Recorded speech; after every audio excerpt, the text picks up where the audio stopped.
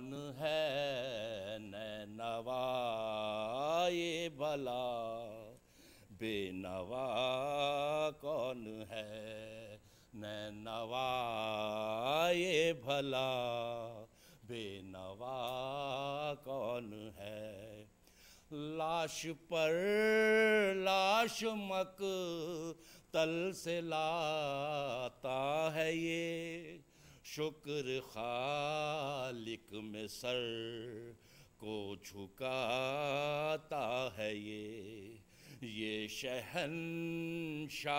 سب رو رضا کون ہے نینوا یہ بھلا بے نوا کون ہے نینوا یہ بھلا بے نوا کون ہے سامنے لاش بیٹے کی رن میں پڑی جس کے سینے میں ٹوٹی ہوئی ہے انی پھر بھی بالکل نہیں رو رہا کون ہے نینوا یہ بھلا بے نوا کون ہے نینوا یہ بھلا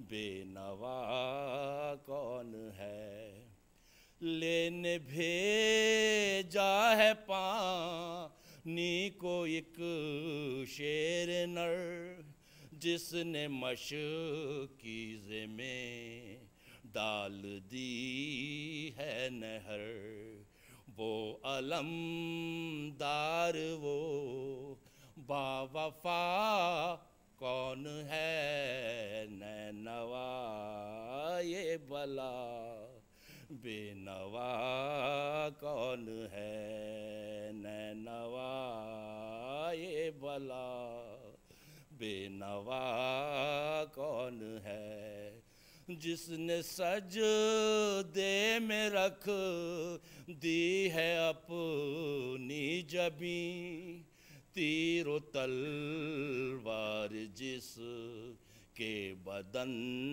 میں مکیں یا الہی یہ ساجد تیرا کون ہے نینوا یہ بھلا بے نوا کون ہے نینوا یہ بھلا بے نوا کون ہے مصطفیٰ مرتضیٰ بھی ہیں آئے ہوئے فاطمہ بھی ہے شبر کو لائے ہوئے کون جانے یہ راز خدا کون ہے نینوا یہ بھلا بے نوا کون ہے نینوا یہ بھلا بے نوا کون ہے نینوا یہ پکاری کے توقیر سن تو خیالات کے جال ایسے نہ بن یہ حسین علی کے سوا کون ہے نینوا یہ بھلا بے نوا کون ہے تیرے سینے پہ یہ لٹ رہا کون ہے نینوا یہ بھلا بے نوا کون ہے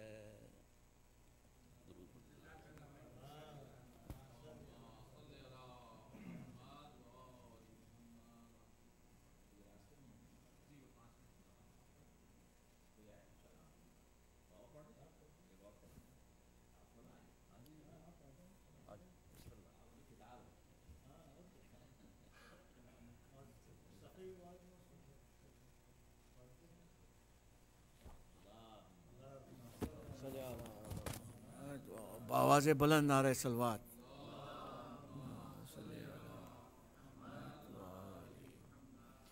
کچھ مومنین بیمار ہیں، ان کی صحت یابی کے لیے آپ سے 5 دفعہ اما یجیب کی تلاوت فرما دیں.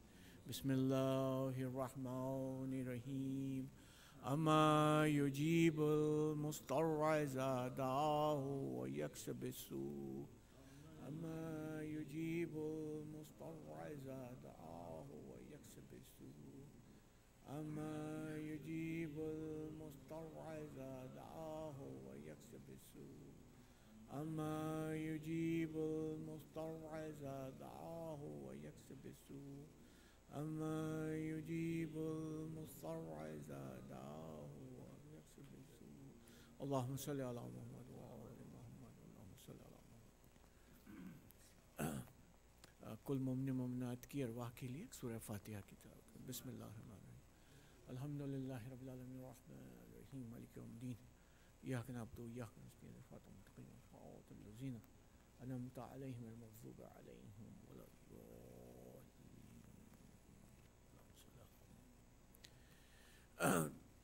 ذیشان حیدر جوادی صاحب کے کلام سے ان کے سلام کچھ تبرکن کچھ الفاظ ایک دفعہ پھر صلوات بھیج دیجیے گا.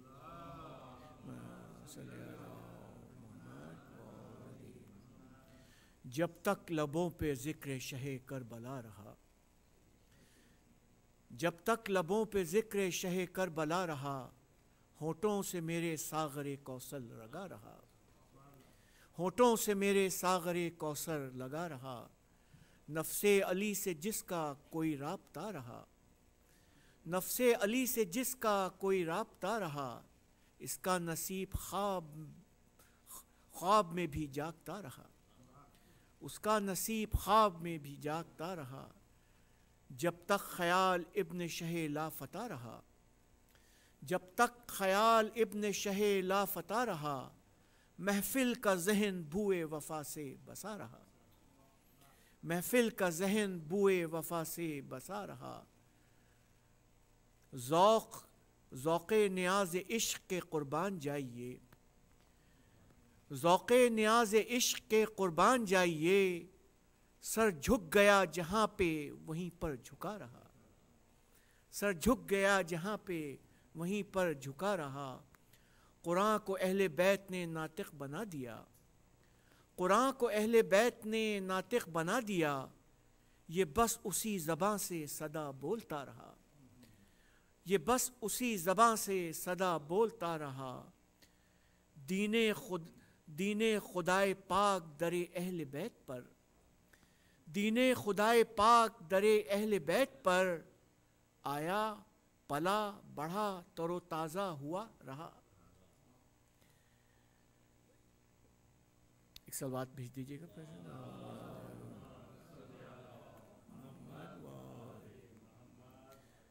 جس نے اوس میں مرضی خالق خرید لی، دنیا میں بس وہ ایک ہی سونا کھڑا رہا.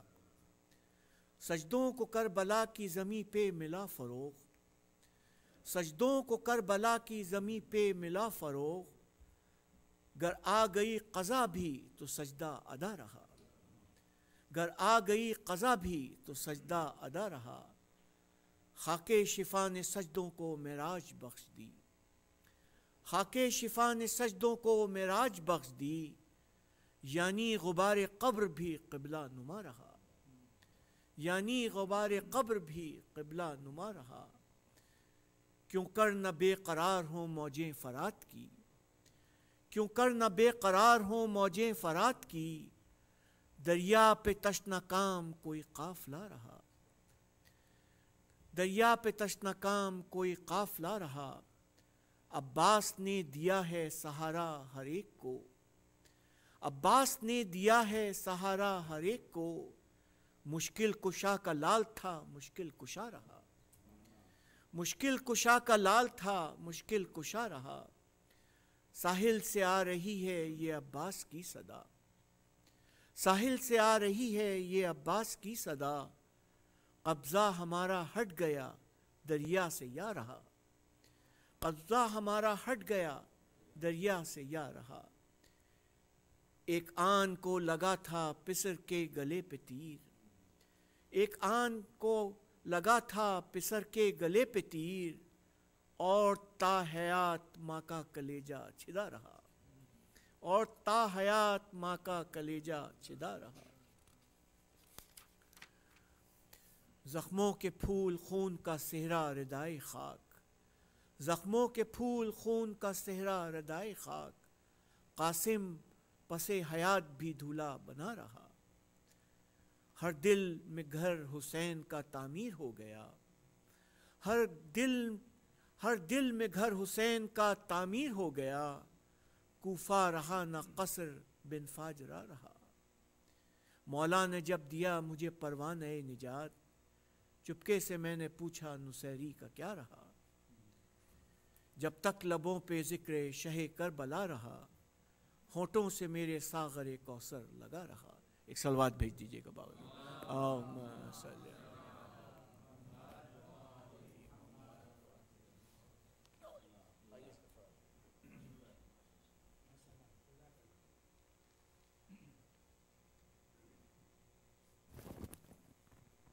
محمد وعلی محمد صلی اللہ علیہ وسلم۔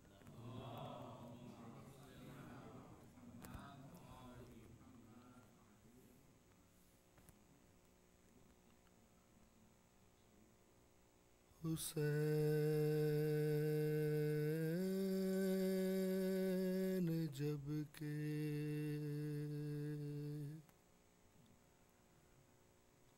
چلے بعد دوپہر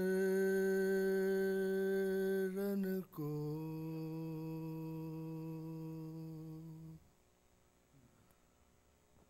کوئی نہ تھا کہ جو تھا میں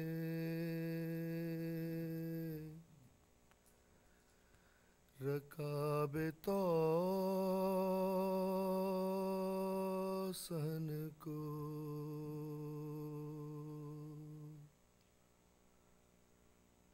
سکینہ روتی تھی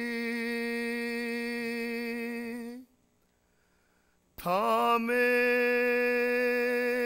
قبا کے دامن کو،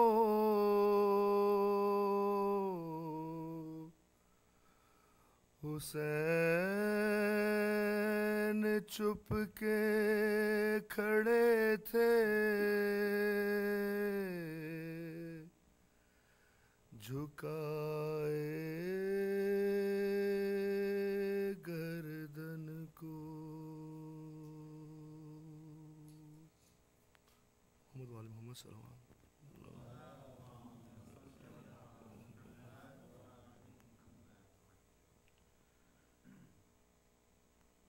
درمیان لاشوں کے مقتل میں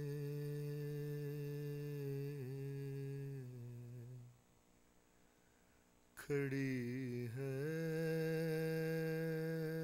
زینب،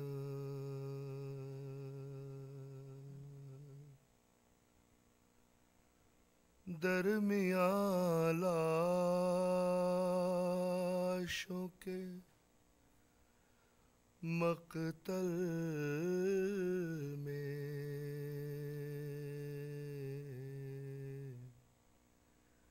کھڑی ہے زینب،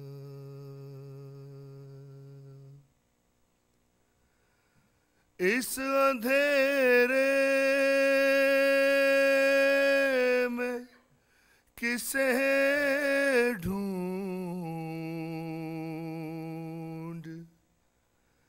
رہی ہے زینب،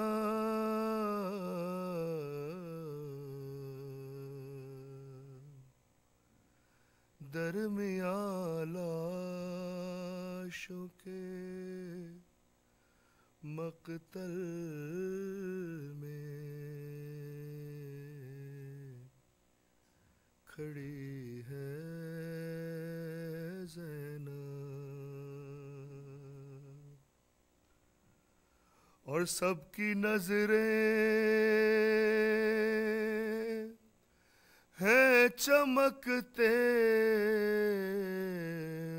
ہوئے خنجر کی طرح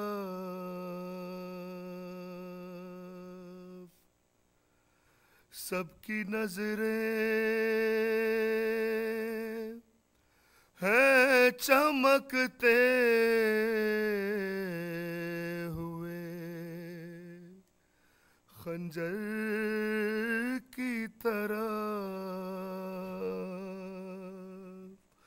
اور بھائی کا خشک گلا دیکھ رہی ہے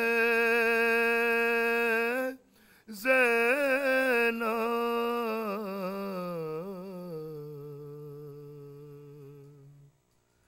درمیان لاشوں کے اور ہاتھ اٹھا کر کروں کس طرح سے لاشوں کو سلام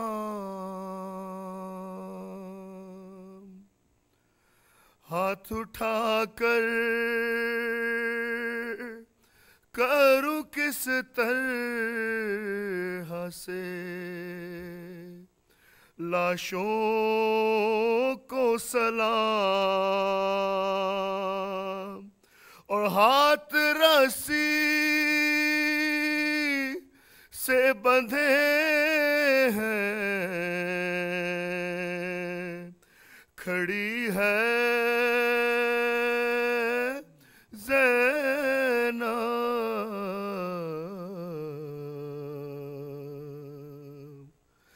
درمیان لاشوں کے اور شہ پہ چلتے ہوئے خنجر کو بھلا کیا معلوم شہ پہ چلتے ہوئے خنجر کو بھلا کیا معلوم اور کس طرح خاک پہ غش کھا کے گری ہے زینب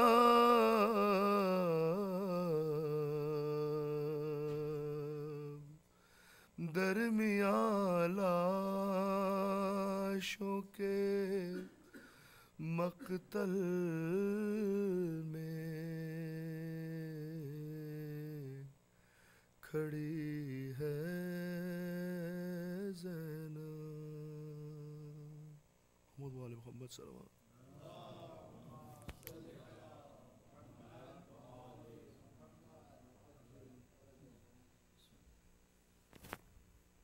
نعرہ صلوات.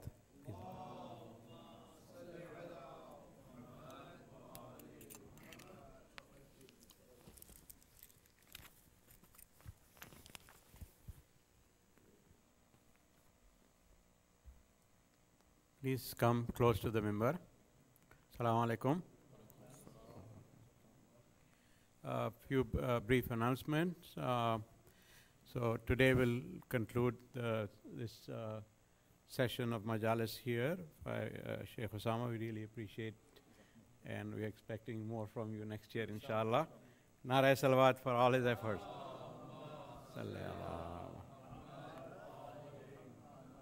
Sunday school is going to start tomorrow, and tomorrow at 5 p.m. At Brother Imtiaz Askari's residence, there is a majlis. That email has already been sent. Next Thursday onwards, there will be Majalis again. and Maulana Aqib Jafri is going to be reciting. And on Thursday, we'll also have a taboot for Bibi Sakina in the ladies. So please make a note of that.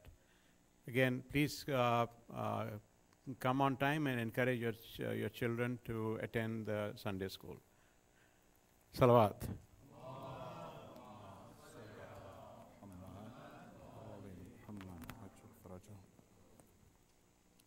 So brothers and sisters, inshallah, before I begin, we'd like to remember some of the marhumin. So I'll see if I get the names right, inshallah. Sayyid Mas'ud Hussein, Sayyid Muhammad Ali Raghib, Sayyid Ridwan al-Hassan Bradawi, Hasin Banu Binti Sayyid Muhammad Akbar, Sayyid Shamsul Hassan Bradawi. So inshallah, let's recite Surah Fatiha, preceded by Salawat ala Muhammad wa Ali Muhammad.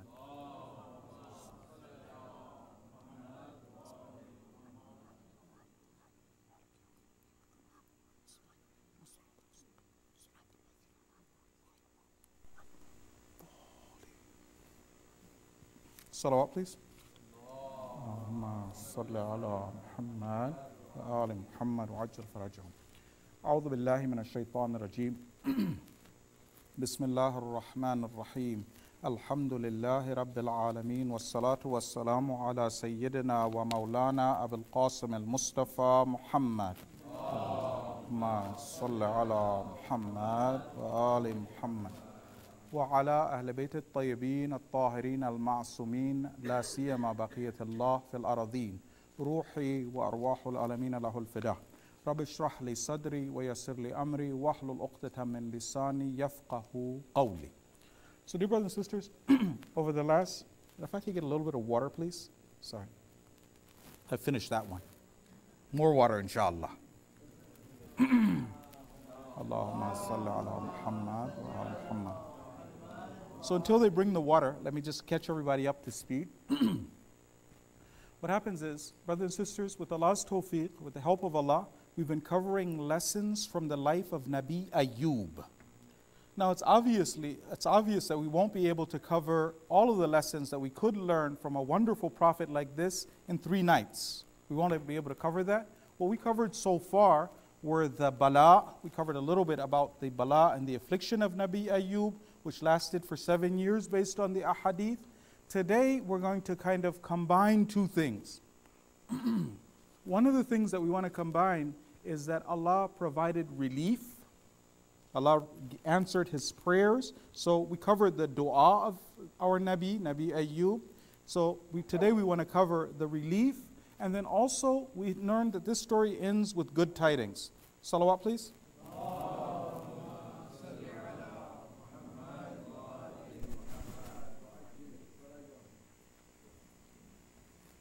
So salawat again. Allahumma salli ala Muhammad. So what happens, brothers and sisters?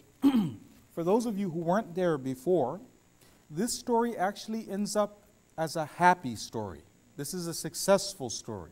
It's true, our Nabi Ayyub, who was the symbol of patience and sabr, proactive patience, he went through extreme difficulty that would have broken many a person, and they maybe would have left their faith. But Nabi Ayyub, he was able to push through this, and he comes out and he's successful. You'll see in the story, because I mentioned the verses of the Quran, you'll see that this story is one where Allah repays him for his sabr. Repays him for his sabr. So brothers and sisters, what we're doing was we were following along from 2 places in the Quran. One of them is in Surah Anbiya. So in Surah Anbiya, today we're going to be covering, so it's Surah 21, and it's verse number 84. We're going to cover that one, and then after we cover that one, then we're going to refer to Surah Sad. There's more details in Surah Sad. So first let's look at Surah Anbiya and see what's mentioned over there, and then after that Surah Sad, inshallah. So Surah 21, verse number 84, Allah says this. So remember, up until now, our Nabi, once he hit that point of the difficulty became very extreme, he asked Allah with humility. With humility, he asked Allah for relief. And Allah, over here, Allah answers him. So now we're reading the Arabic of it. أعوذ بالله من الشيطان الرجيم. فاستجبنا له We did istijaba, God. We answered his prayer. فَاسْتَجَبْنَا لَهُ فَكَشَفْنَا مَا بِهِ مِنْ ضُرٍّ. We remove that harm. We remove that affliction. Remove that bala, God says. And I told you this was a success story. This is one of those stories that you and I, when we teach ourselves or our children or our children's children the rewards of patience, we know how Allah blesses the patience. You'll see here that there's lessons in this for the believer. So listen, it says this, وَآتَيْنَاهُ أَهْلَهُ. We gave him back his family. If you remember, part of the story was this, that he lost his health, he lost his wealth, and he lost his children. But what happened is, he never complained about his wealth that comes and goes, but he did when he finally lost his health and his children, he asked Allah for relief. And Allah gave him back his children. Allah brought his children miraculously back to life. More than that, Allah gave him double.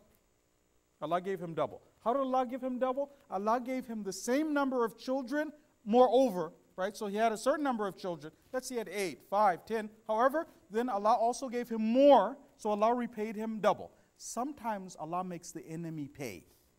Right? You and I, we do our part. We're responsible. We keep showing sabr. The enemy, shaitan, wants us to suffer, to lose faith, but Allah will repay our patience, sometimes give us twice what we were looking for.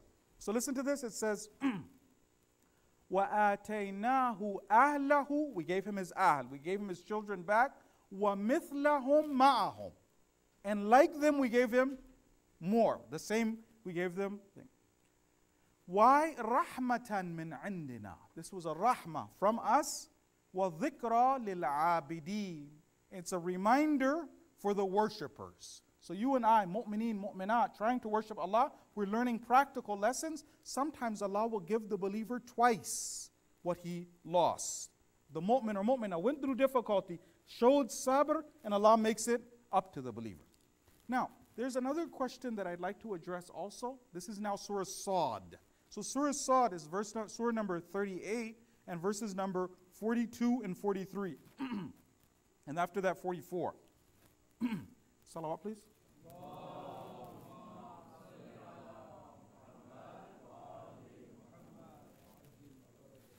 What about the miraculous cure?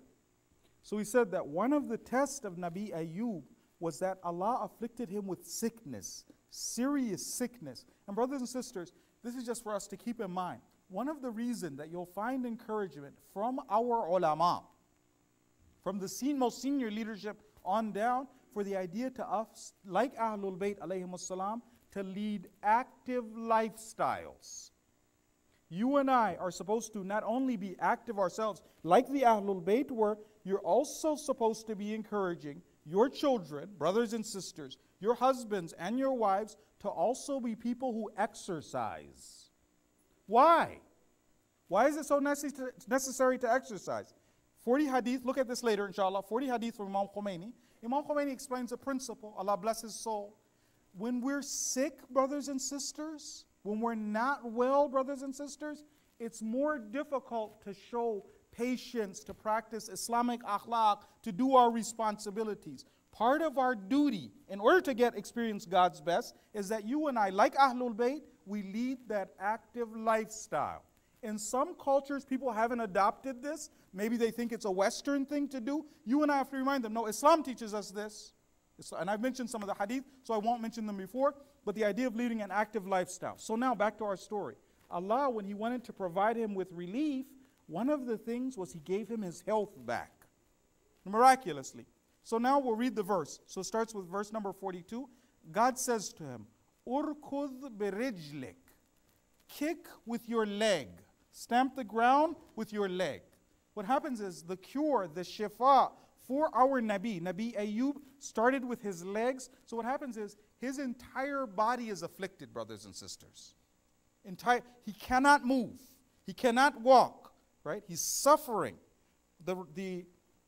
When Allah starts to provide relief, his legs now, he can move his legs. So it says, stamp with your feet. You'll find, so it says, Urkud birijlika hadha mughtasalun. You'll find that there's a well. Right? There's water that's flowing. This is cool water. Baridun wa sharab. It's cold, it's cool water. It's also something for you to drink. So Allah Ta'ala says that the instructions from Allah were to go over and to bathe himself. This cured the disease that was outside, the sickness that was outside, was sharab. It was also a drink for him. He drank this water, and through the water, Allah provided him a cure for the disease on the inside. Right? So it's now inside, externally, internally, now he's cured. He's completely healthy.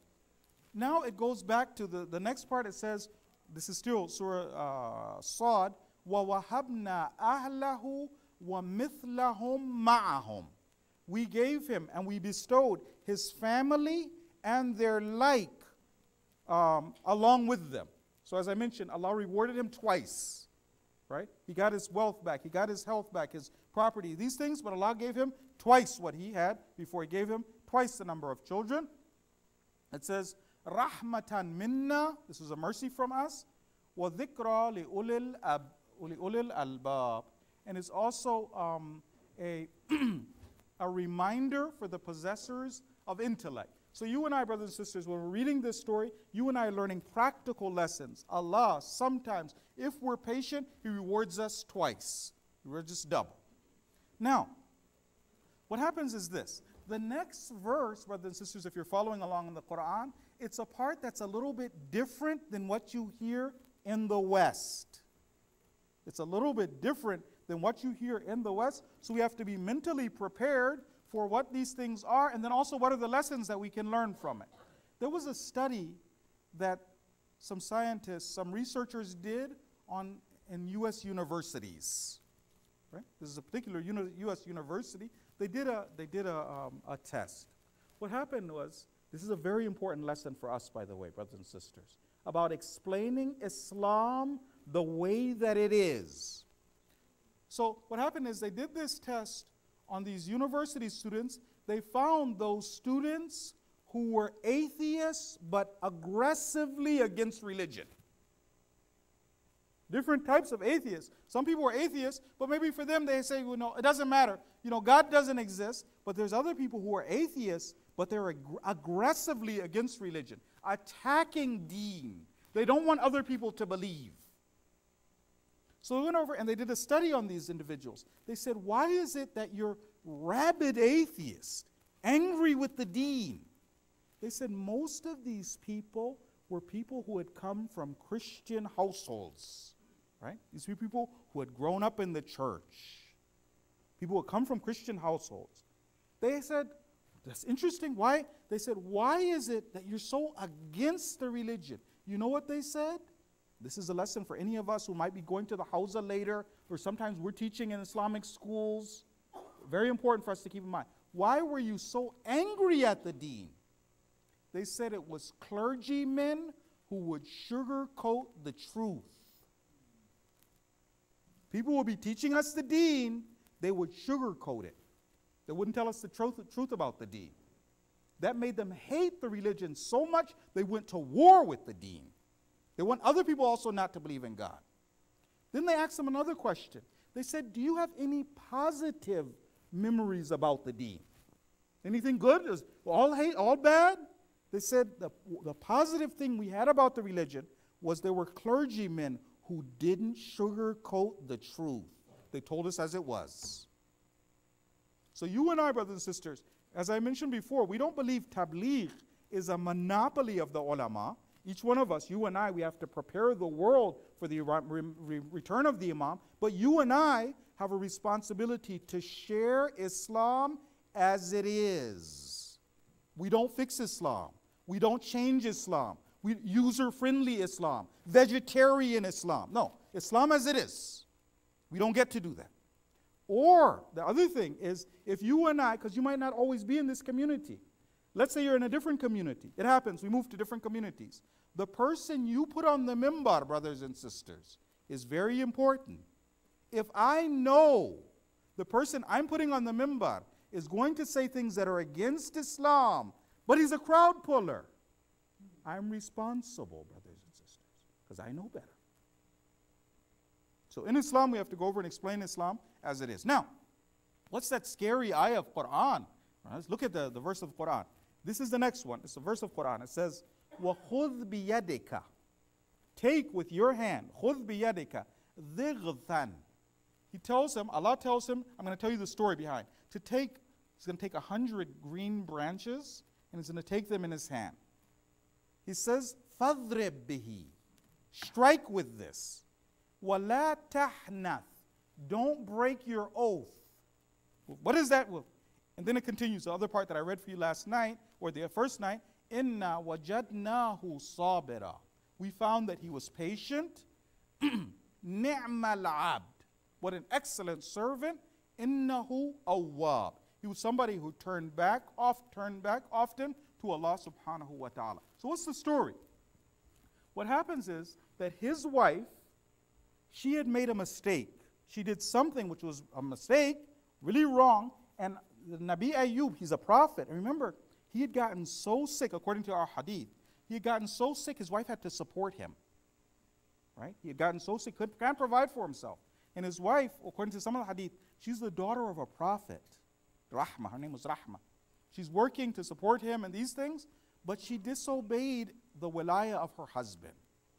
She made a mistake. She disobeyed the wilayah of her husband, and he made a promise to God. He said, if I get better, I promise to God, to Allah, that I'm going to go over and I'm going to give you 100 lashes, 100 strikes. So what happens is, Allah told him, he says that, I don't want you to break your oath, but instead of giving her 100 lashes, then I want you to take these green branches, you're going to hit her with that, that's going to count. But don't break the oath. Does that make sense, everybody? Inshallah, it makes sense, okay? So, a couple of things for us to keep in mind, though. In an Islamic household, brothers and sisters, even if the husband is sick, like Nabi Ayyub, he's still supposed to be the wali of his family. He's still in charge. He still calls the shots. So we don't have, in Islam, this idea, like the West, of role reversal. Right? Now, you and I, some of you were here when we talked about the idea of leadership in Islam. We talked about the idea that if you're a leader, because we said for men and women, we learn from the hadith, we all have a leadership role, and we learn techniques that all of us, from whatever gender, we're supposed to be applying these techniques. One of the things that we learned was that Sayyidul Qawm Khadimuhum, the leader of a group of people, is the slave of those, or the servant, Khadim, the Khadim of those people. So we learned that it's not an ego trip, but in Islam there's actually a family structure. We don't have role reversal, right? It's not like that story that I heard. They said once, they were talking to this couple, and they were going on, it was their 60th anniversary. So they told them, they said, what's your secret? How have you had this long, wonderful, peaceful, tranquil life? And the husband, he's talking, he said, well, actually it goes back to our honeymoon. He said, what happened in the honeymoon? He said, in the honeymoon, we decided to go to the Grand Canyon. He said, we went to the Grand Canyon, and we're going down the Grand Canyon. My wife and I were riding on mules. We're going down the Grand Canyon, and then my wife's mule stumbled. And he said, I heard my wife very quietly say, that's once. He says, we went further down the Grand Canyon. The mule stumbled again. And then my wife said, that's twice. He said, we went a little further, and the mule stumbled again. And then my wife said, that's 3 times. She took out the pistol, and she shot the mule. So I was like, astaghfirullah, animal rights, that's crazy.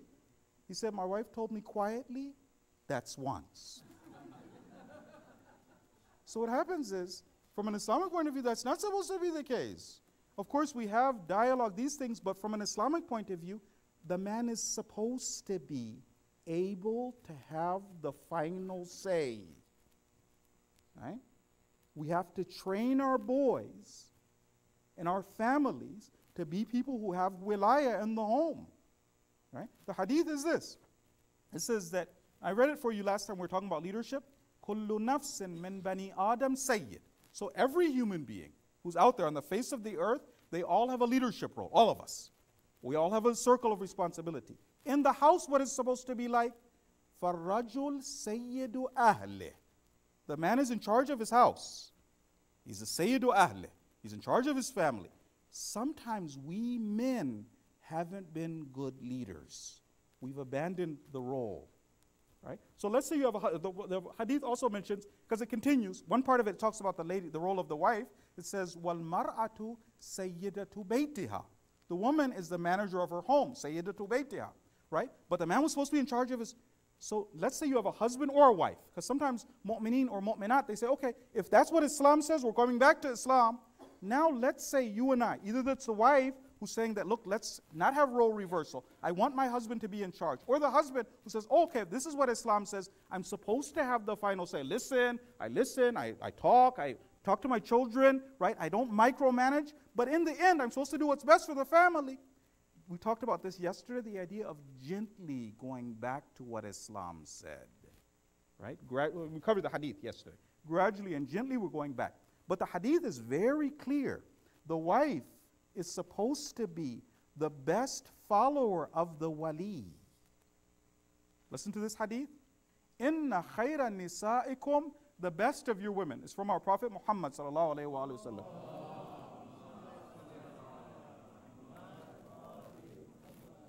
He says, the best of your women.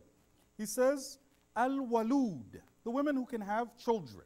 Now, this one, I remember giving this talk once, and there was a sister who got very upset when she heard the hadith, because she couldn't have children naturally, right? Brothers and sisters, this hadith is not saying, if Allah doesn't bless me with the ability to have children, I'm bad. No, that's God's hands. We have the ayat of Quran. Sometimes Allah makes some people aqim, some people He gives girls, some people He gives boys, but that's in God's hands. If I can have children, brothers and sisters, I'm supposed to. If I can have children, I'm supposed to. Anyhow, al-walud, al-wadud, the woman who's very loving. This part, some of you may have attended my marriage seminar, and I mistranslated this next part. So I want to go over and correct that. Inshallah, we understand the hadith. Look at that. The next part, it says al-wadud. So the woman is supposed to be very loving. Men are supposed to be loving also. We've covered that, inshallah. Al-azizatu fi ahliha. Al-aziza in Arabic, it's different than al-aziza in Farsi, right? When somebody's aziz, they might say in Farsi, the person's muhtaram, right? They're respected. Do you have aziz in Urdu? What does aziz in Urdu mean? Muhtaram? Okay. Close, okay. Anyhow, so what some people will do, including myself, I translate the hadith, and it says, al-azizatu fi ahliha. So in her own family, she's aziza. What does that mean? Does it mean she's muhtaram, she's respected in her family? No. For this one, you're supposed to look at, of course, respected in family is something else. What's the hadith saying? I'm going to read the hadith. What is this hadith teaching us? The hadith is teaching us something else. Aziz in Arabic means somebody who's impenetrable, unassailable, invincible, can't be influenced, right? The same thing you have for those verses of the Quran that say, Adillatin alal mu'mineen, soft before the believers, not zalil, soft before the believers, you're affected by other believers, a'izzatin alal kafirin, stern with the enemies of Islam, right? So what does that mean? We're not influenced. We're not, okay. So what does that mean for a woman? In her own family, the wilayah of her husband, there's nobody who can intervene in the wilayah of her husband. Even when she's in her own family. Other people are saying, do this or do that. Should I, as a woman, the best of the women, should I be someone who's affected by my family or under the wilayah of my husband? Under the wilayah of the husband. Hadith continues. It says, الذَّلِيلَةُ مَعَ بَعْلِهَا. So she's humble before her husband, soft with her husband. Hadith continues. Al-mutabarraju ma'a bahliha, ma'a zawjiha. She dresses up for her husband. She looks good for her husband. Al-hasan ala ghayrih. When she's with others, she dresses modestly. Right? She's wearing her hijab. It continues. Allati tasma'u qawla. She listens to whatever he says. Wa tuti'a amra. And obeys his command. So it's very clear. The wilayah of the husband inside the house, the children are supposed to see that the father is in charge. We listen, we're kind, we're respectful, right? But we have to teach our boys to be like this. Salawat, please.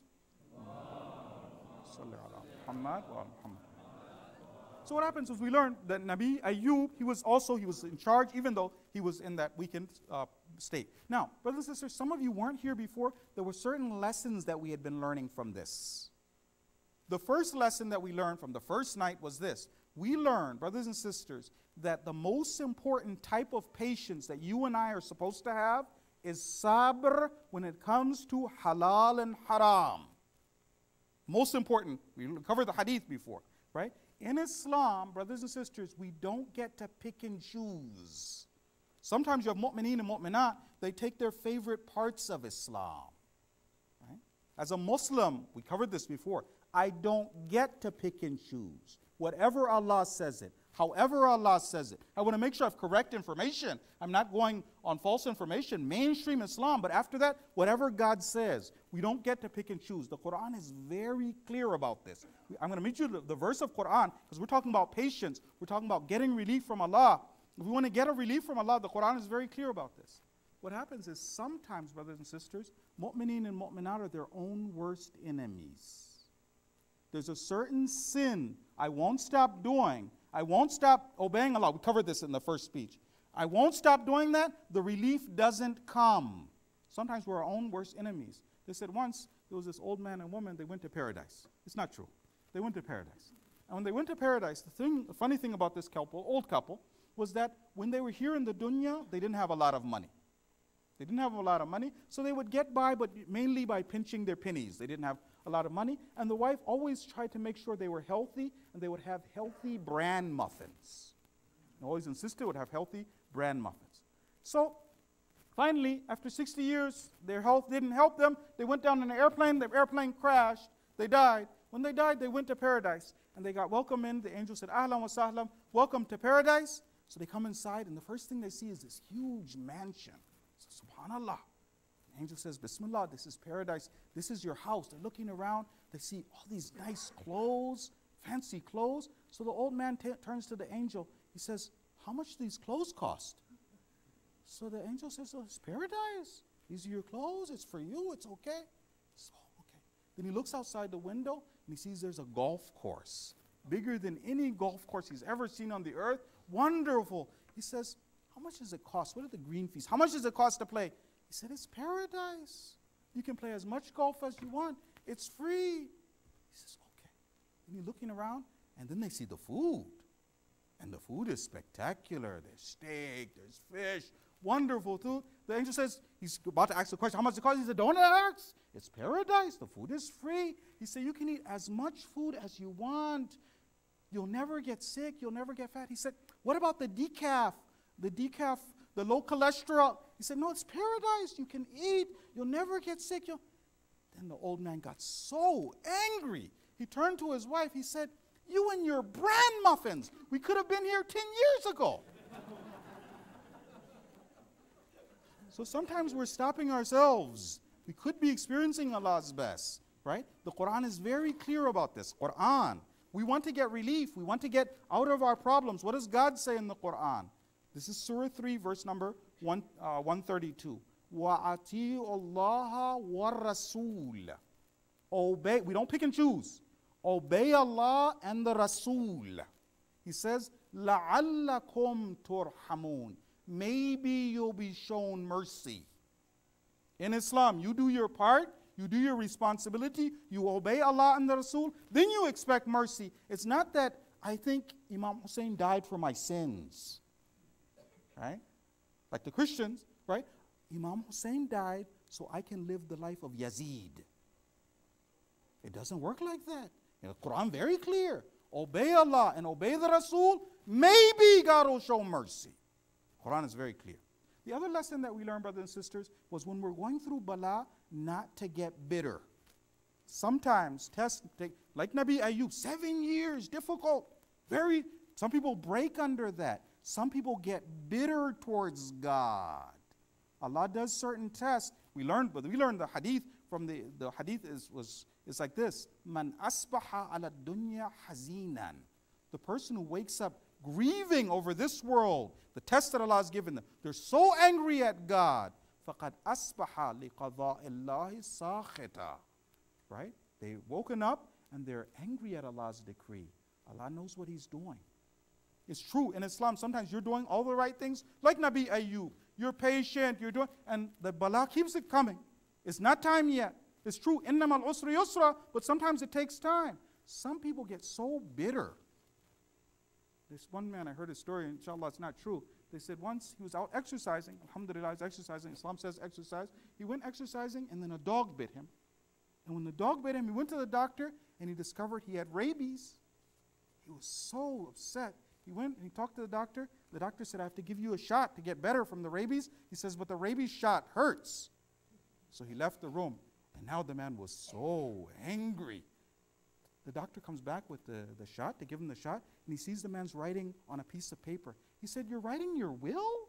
He said, you're not going to die from this. This is a shot, it's painful. He said, I'm not writing my will. I made a list of all the people I'm going to bite. So some people, difficulties make them bitter.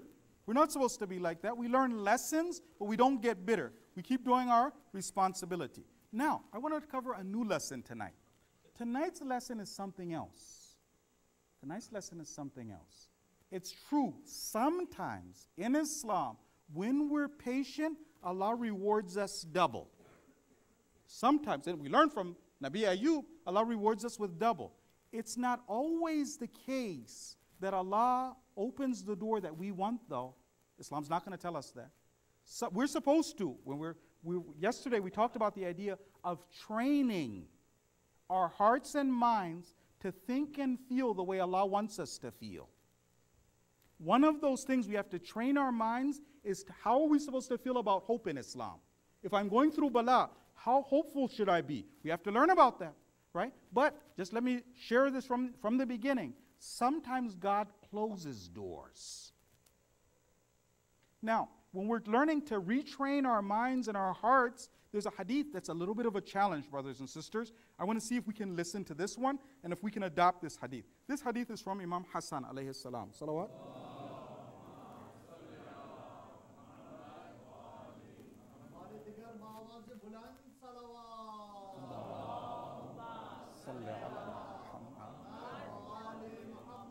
It's a very beautiful hadith, and I'm going to say the Arabic of it, inshallah I'll be able to pick it up.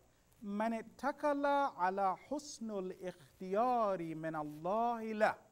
That person, that believer, mu'min or mu'mina, who relies, ittakala. Ittakala means the person relies. I'm relying on this. On what? Husnul ikhtiyar. Allah chooses well. Allah chooses well. I do my responsibility, but I know I serve a good God, a loving God. God would never give me a difficulty that's too much for me. We learn from the Quran, Inna Allah la yukallifu nafsan illa wus'aha. Allah doesn't put a burden on a soul except to the extent of its ability. I serve a good God. My story doesn't end like this. I'm not going to be broken. Innamal usri yusra. There's a limit to this. Eventually it's going to turn around. Innamal usri yusra. So now, if I'm like that, listen to the hadith. The hadith says, Man ittakala ala husnul ikhtiyari min Allahi lah. The person who relies on the idea that God chooses well for him and her. He chooses well. I'm not talking about the times when I have unforced errors. I'm not doing my responsibility. No. If I do my responsibility, Allah chooses well. This person, listen to this now. We're trying to learn about the mental state, the spiritual state I'm supposed to have during the bala. Walaikum assalam. What is the mental state I'm supposed to have during bala? Look what the hadith says. This person who relies on the idea that Allah chooses well, لم يتمنى أنه في غير الحال التي اختارها الله له. Is very challenging.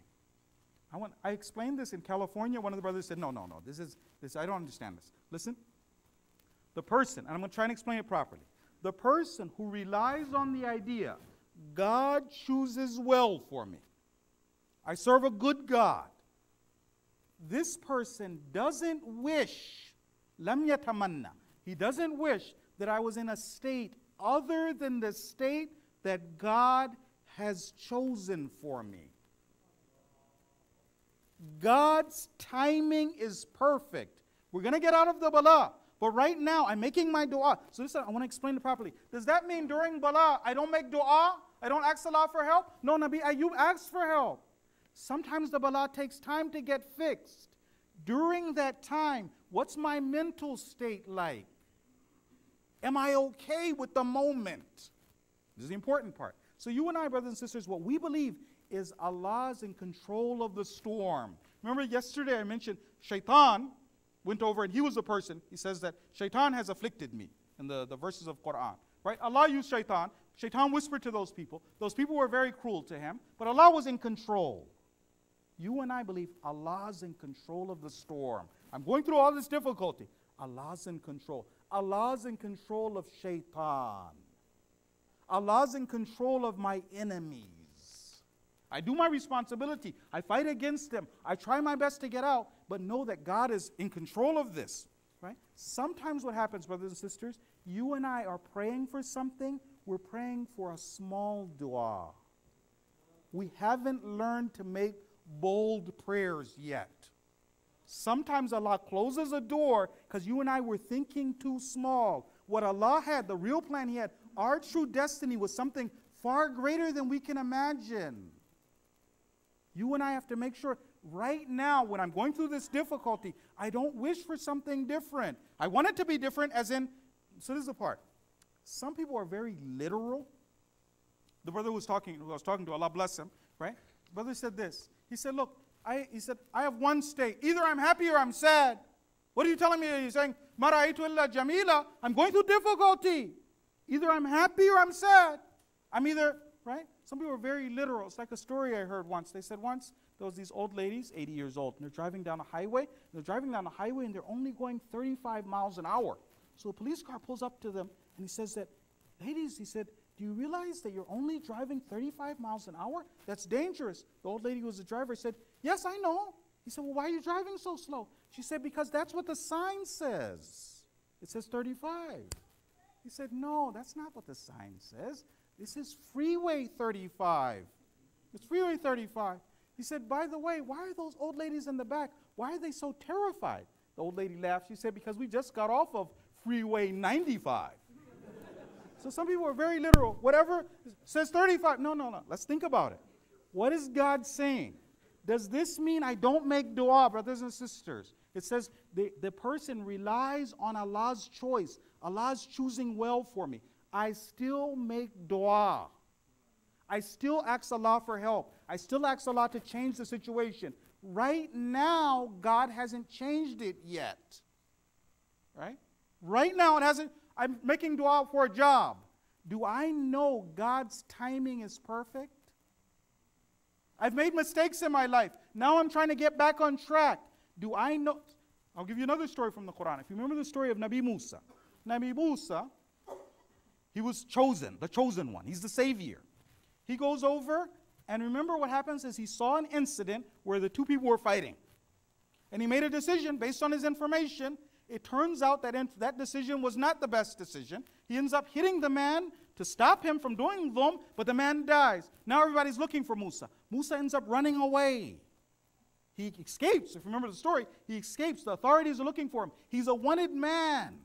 He's supposed to be a prophet of God, the Savior. He's a wanted man. The authorities are looking for him. But if you remember the story, when Musa finally comes back, so now he spent those years over there in Madian, he got married, kids, he comes back 10 years later. When God talks about his timing, what did God say? ثُمَّ جِئْتَ عَلَى قَدَرٍ يَا Musa. Musa, you came at the exact right time. God factored in the mistakes, right?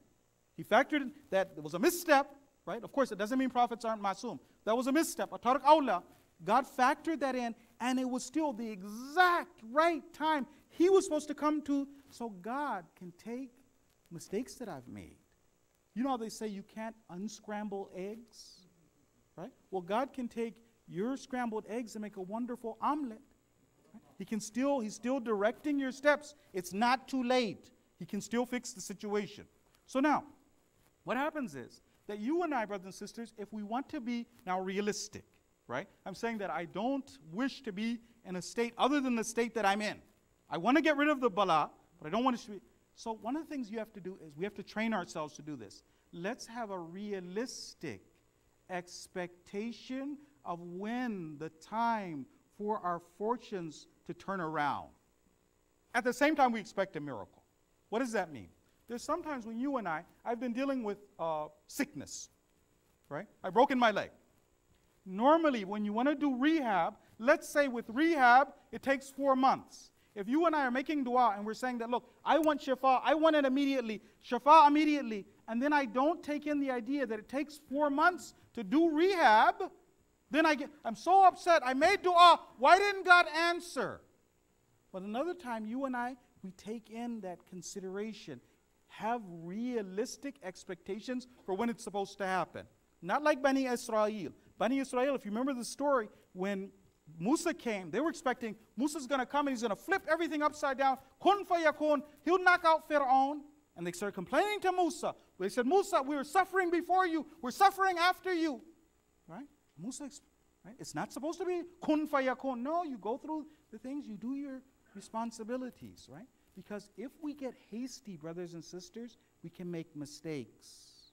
Instead of being patient, we get hasty, right? It's like that story I heard. They said once there was an airplane, and the airplane was crashing, caught on fire, was crashing, and then the pilot came out, and he said, there's only 3 parachutes, there's 4 of you, I have to go, Khudafis, and he jumped out. When he jumped out, there were 4 people inside. There was a doctor, there was a rocket scientist, there was a little girl, and there was an old man. So the doctor looked around, he said, I'm a doctor, my patients need me. He took 1 parachute and he jumped. The next man said, I'm a rocket scientist. I'm the smartest man in the world. The world needs me. And he jumped. The old man was there with the little girl. The old man told the little girl, you take the last parachute. I've lived, alhamdulillah. You take. The little girl said, it's okay. There's 2 parachutes. She said, there's 2 parachutes? She said, yeah, the smartest man in the world jumped out with my backpack. So we don't want to do that. We don't want to jump out with our backpack. Believer, the mu'min or mu'min is supposed to be patient. God's timing is perfect. He knows when to do it and how to do it. Right? I don't wish I'm in a different state. I'm pleased with God. I'm radhi with Allah. I'm happy with Him. It's very important for us, brothers and sisters. Now, does this mean, brothers and sisters, that so this is the part that maybe was difficult for that brother. Does this mean I don't expect a miracle? I have a realistic expectation. It takes 4 months to heal, for instance. It takes 5 years to dig myself out of debt. Does that mean, from an Islamic point of view, I'm supposed to expect relief will come in 7 years? No. You and I, we learn from Ahlul Bayt, when you make dua, Imam Sadiq says, when you make dua, expect your haja is at the door. So let's see if we can understand this.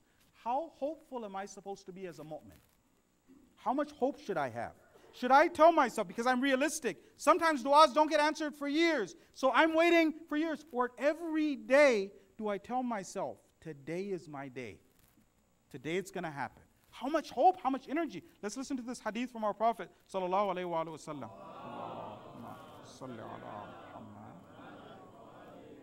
This is what our Prophet says. So hope in Islam. He says this: Inna lillah fi ayyam dahrikum nafahat.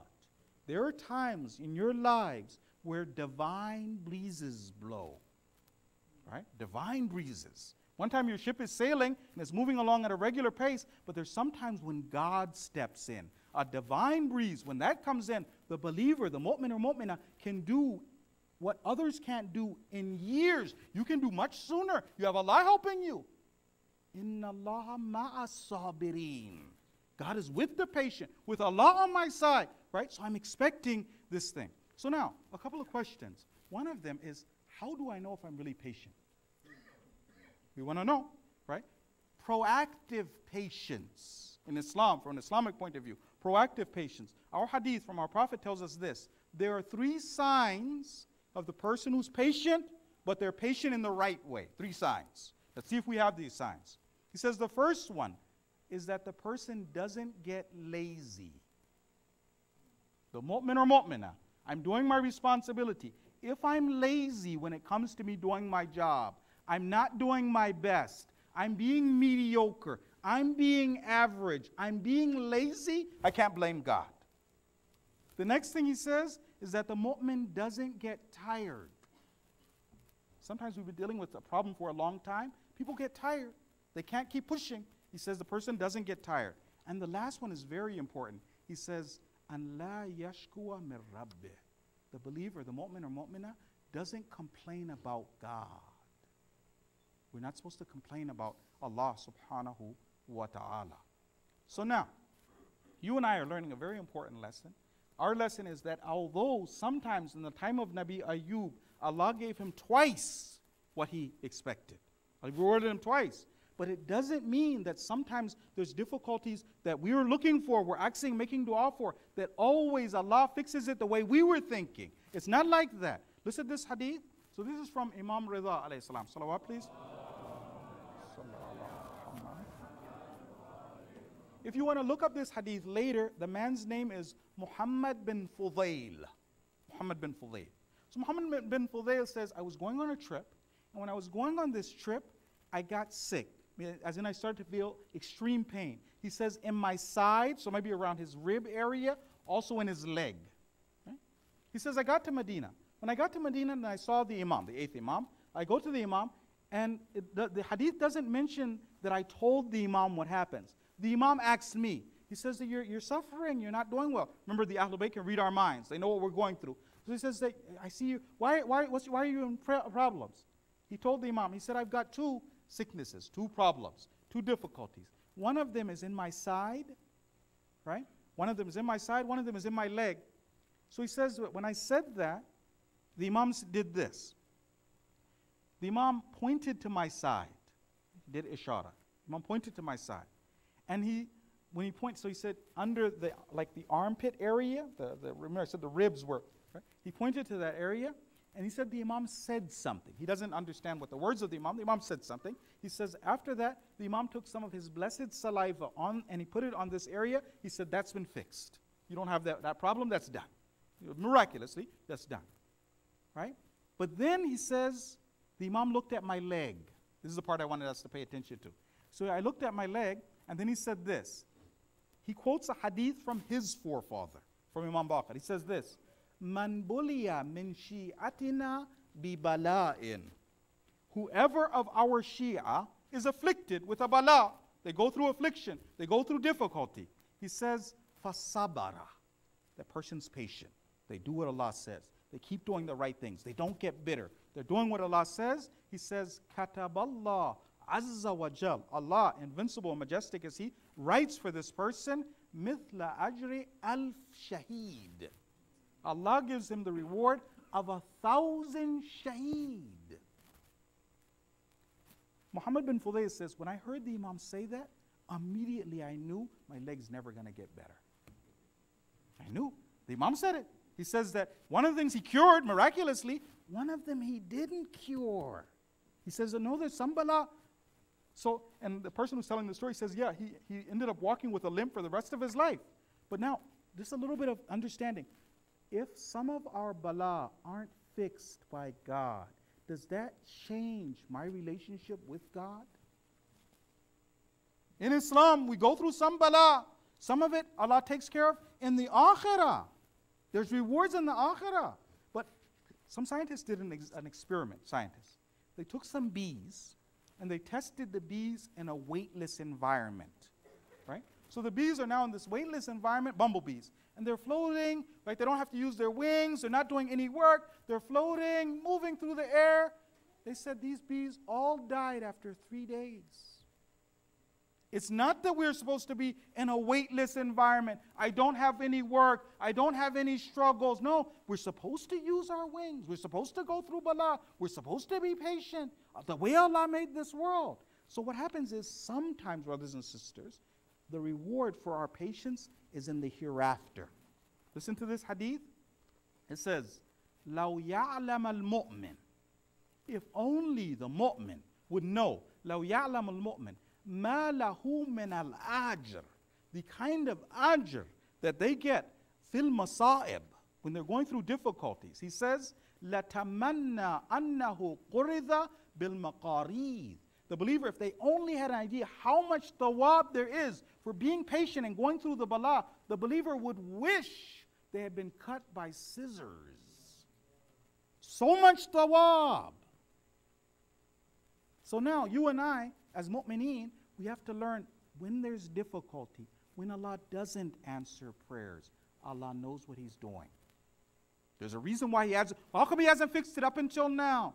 If you and I can do what God says during those difficult times, the reward is tremendous.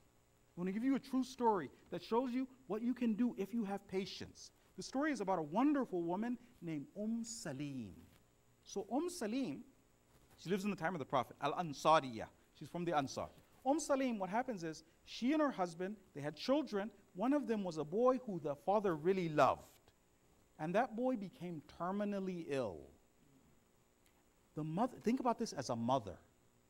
The mother realized the boy is going to pass. He's going to pass. And she knows the father might not be strong enough to take this bala. So she told her husband, when she saw it was close, she said, go to the Prophet, go to Rasulullah, go ask him, she sent him on some errand. He left and the boy passed. She's a mother. What did she do? She wrapped the body. She told the rest of the family, she said, don't tell your father anything. I'm going to handle this. The father came back after dealing with Rasulullah. He comes back. This is a mother though. He comes back after dealing with Rasulullah. She comes to see his wife. He says, how's my son doing? The mother stands between him and the doorway. She doesn't lie, but she says something like this. He's at peace. Because he is. He's with Allah. He's at peace. So the man's happy. She now dresses herself up, perfume, presents herself to her husband, makes him a wonderful meal. They spend the night together. And then she asks her husband, because now her husband's calm, he's relaxed. She said, I have a question for you. She said, let's say there was a group of people, they lived next door to the neighbors, and their neighbors gave them an amana. And they enjoyed that amana, and they had that amana. They were taking advantage of it. Alhamdulillah, it was very good. He said, okay, good. He said, and then they took the amana back. The neighbor said, can we finally have it back? And he said, then after that, the people started screaming and crying, so upset. He said, what would you say about those people? She said, there would be crazy people, majaneen. Somebody gives you an amana, they take it back. His wife saw the time is right. She said, your son was an amana from Allah. Allah took him back. The man was so shocked. He said, you're the mother. I'm supposed to have more patience. But because of her sabr, what did it do for the man? The man went over, he made ghusl, he made 2 rakats prayer. The next day went and talked to Rasulullah. Now, what the Prophet was so happy with her sabr. He says this, that child, he made dua for her. That child that was a result of that night became one of the best of the Ansar. So you and I, we have to, when God closes a door, we still do our responsibility, and then we let Allah take care of it. Brothers and sisters, inshallah, briefly we want to go to Karbala. Salawat, please.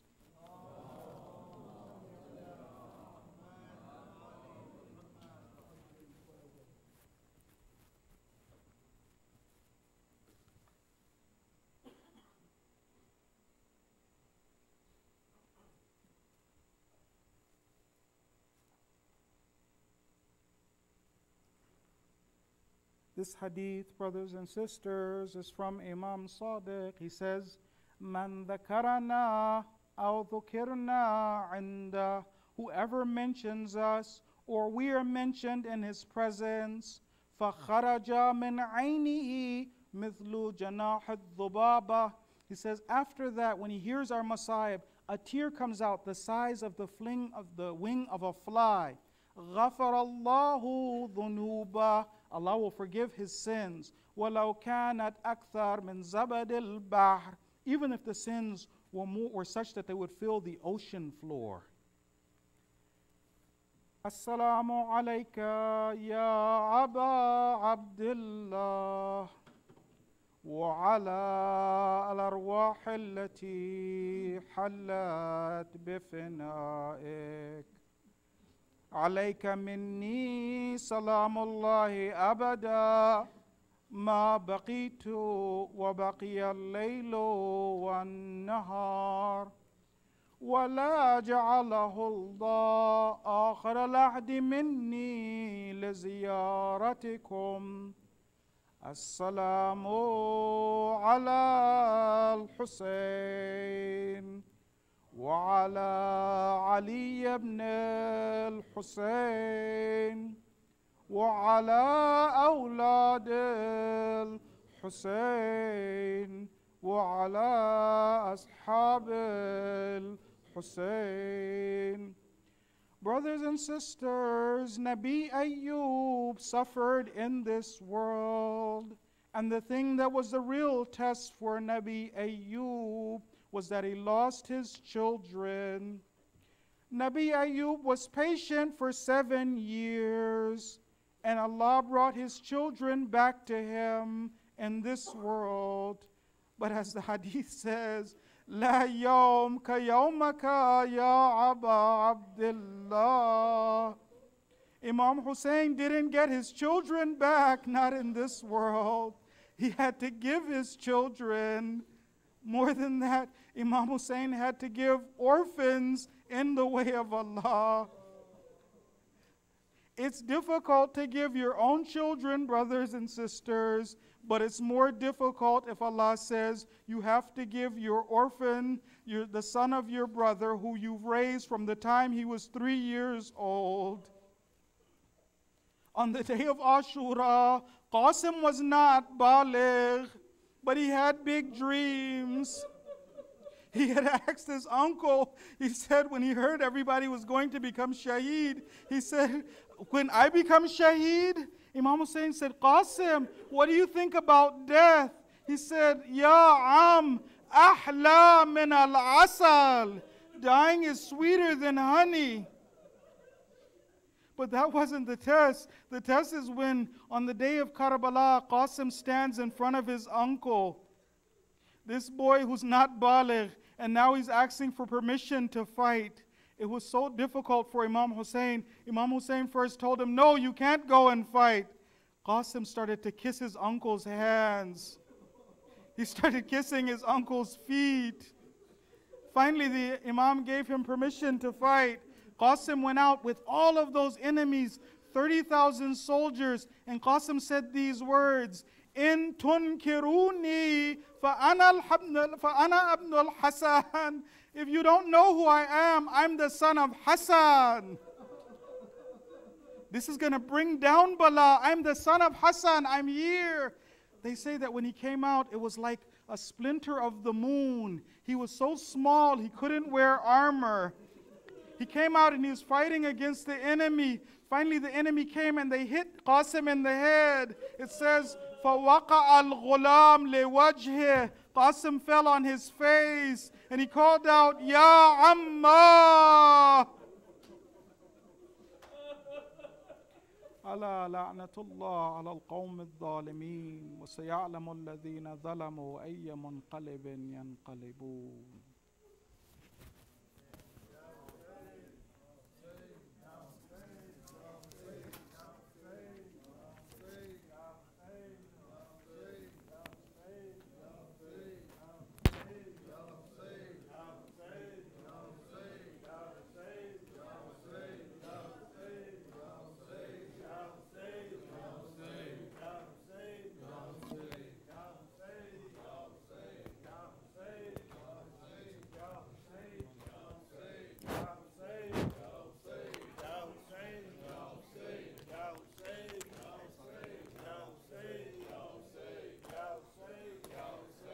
Abbas न लौटे हैं शह आ गए माँ अश्क आ गई अब्बास न लौटे शह आ गए माँ अश्क आ गई अब्बास न लौटे आ गए मश्क आ गई अब्बास न लौटे मक्तल की ज़मीं भाग गई अब्बास न लौटे आ गए मश्क आ गई अब्बास न लौटे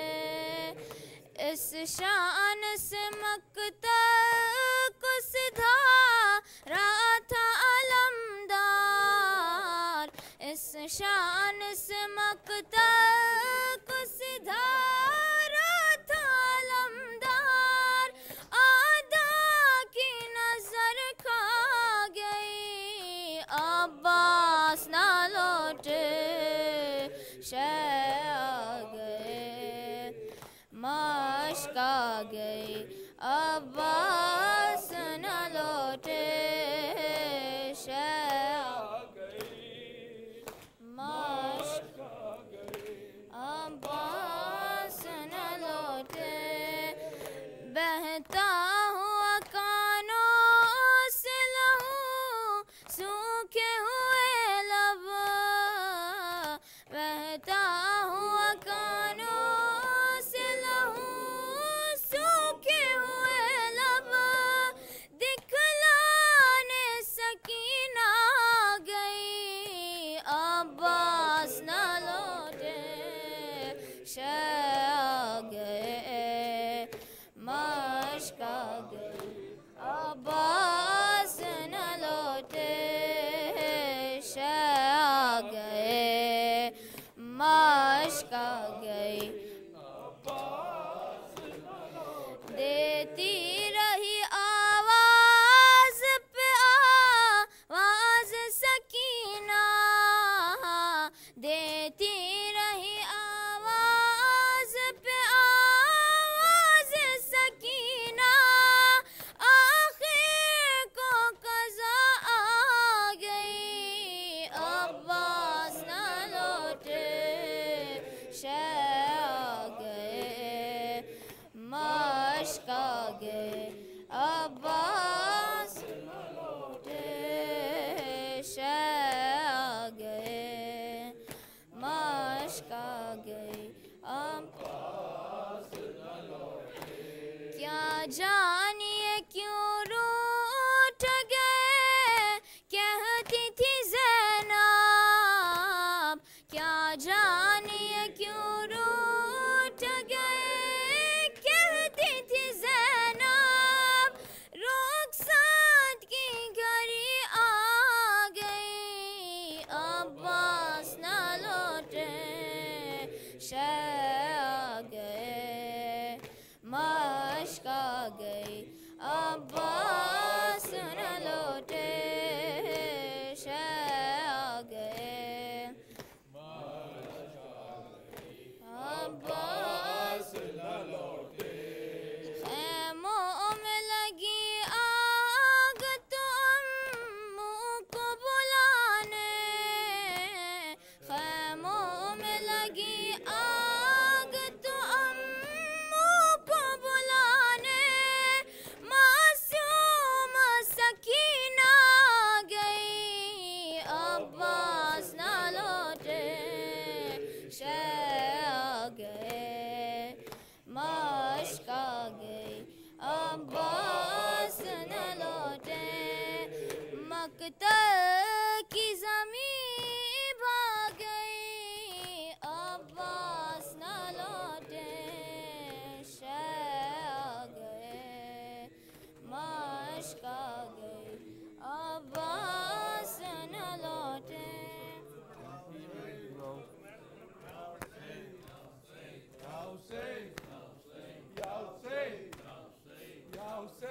मुझको माँ ने सिखाया है मातम, बाप ने नौह खानी सिखाई, मुझको माँ ने सिखाया है मातम, बाप ने नौह खानी सिखाई, मुझको माँ ने सिखाया है मातम, बाप ने नौह खानी सिखाई, मुझको माँ ने सिखाया है मातम, बाप ने नौह खानी सिखाई, पुरसदारी है मेरे लहू में, मेरे दिल में है ज़ैनब का भाई, मुझको माँ ने सिखाया मातम, बाप ने नौह खानी सिखाई,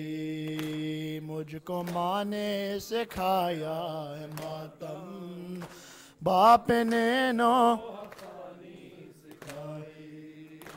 میں نمازی بھی ہوں ماتمی بھی، اس لیے جب میں پیدا ہوا تھا، میں نمازی بھی ہوں ماتمی بھی، اس لیے جب میں پیدا ہوا تھا، اس لیے جب میں پیدا ہوا تھا، بعد ازاں اور اقامات کے مجھ کو نوح خوانی کی آواز آئی، مجھ کو ماں نے سکھایا ہے ماتم، باپ نے نوح خوانی سکھائی، مجھ کو ماں نے سکھایا ہے ماتم، باپ نے نوح خوانی سکھائی، مجھ کو ماں نے سکھایا ہے ماتم، باپ نے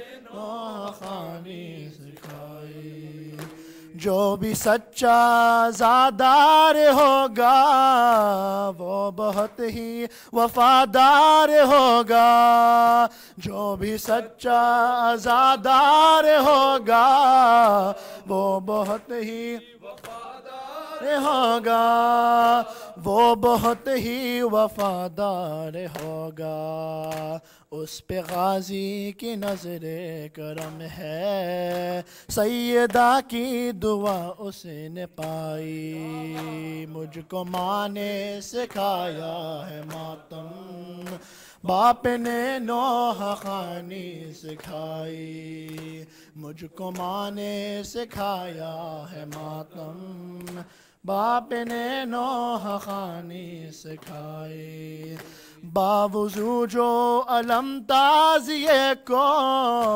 اور تابوت کو ہے اٹھاتے، باوضو جو علم تعزیے کو تابوت کو ہے اٹھاتے، اور تابوت کو ہے اٹھاتے، ایسے لوگوں کی خاطر ہی رب نے کتنی پیاری وہ جنت بنائی، مجھ کو ماں نے سکھایا ہے ماتم، باپ نے نوح خوانی سکھائی، مجھ کو ماں نے سکھایا ہے ماتم، باپ نے نوح خوانی سکھائی، کربلا کا ایک ایسا جواں تھا جس کو زینب نے پردے میں پالا، کربلا کا ایک ایسا جواں تھا جس کو زینب نے پردہ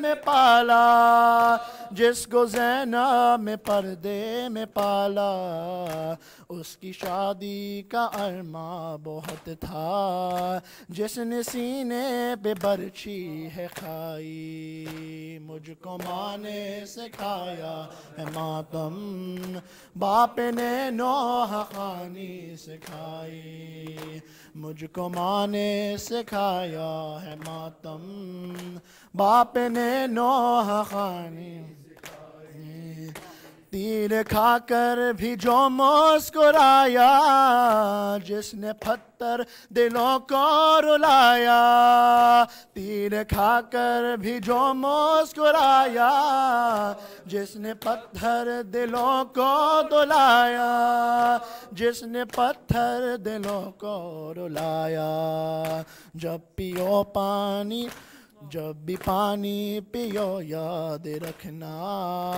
کربلا کا وہ ننھا سپاہی، مجھ کو ماں نے سکھایا ہے ماتم، باپ نے نوح خوانی سکھائی، یا حسین یا حسین یا حسین یا حسین، ماشاء اللہ، یا حسین یا حسین یا حسین، حسین یا حسین یا حسین،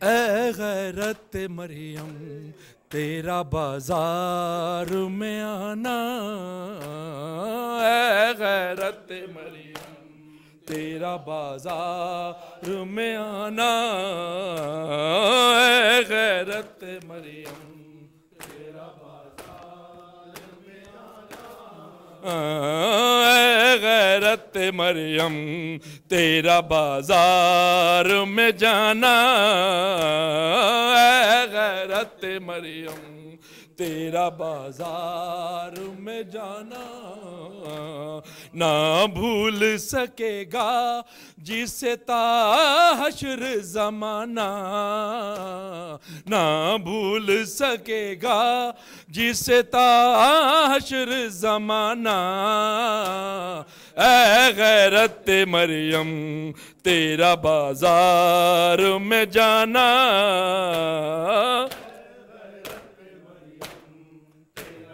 بازار میں جانا، اے غیرت مریم تیرا بازار میں جانا، کیوں زینب و کلثوم کی چھینی ہے ردائیں، کیوں زینب و کلثوم کی چھینی ہے ردائیں، جاؤ ذرا لوگو میرے غازی کو بلانا، جاؤ ذرا لوگو میرے غازی کو بلانا، نہ بھول سکے گا جسے تا حشر زمانہ، اے غیرت مریم تیرا بازار میں جانا، اے غیرت مریم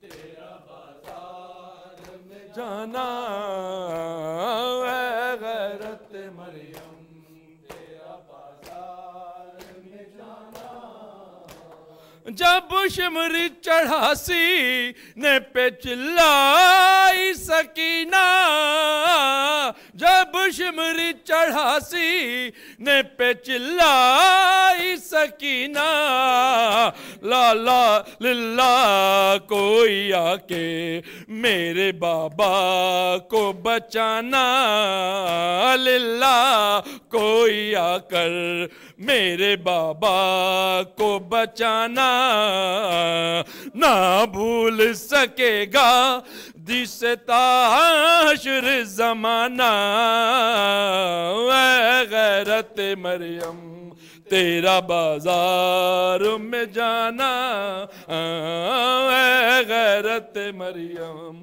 تیرا بازار میں جانا، اے غیرت مریم تیرا بازار میں جانا، اے غیرت مریم تیرا بازار میں جانا، مر جاتے ہیں شوہر تو پناہ دے